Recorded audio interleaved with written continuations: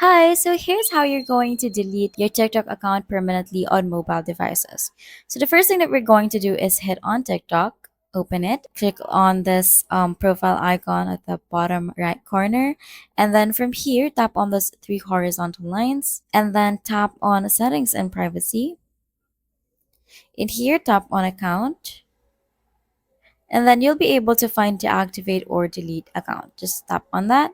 And then here you can choose to deactivate or delete your account permanently. Since we want to delete our account permanently, just click on this and then you can choose the reason why you want to delete it. Let's say I have multiple accounts and then hit on continue. If your TikTok account is already monetized, then you might have to review several tasks before you delete your account. If you have already reviewed these, just tap on this. If you delete your account, you will lose services above permanently and hit on continue.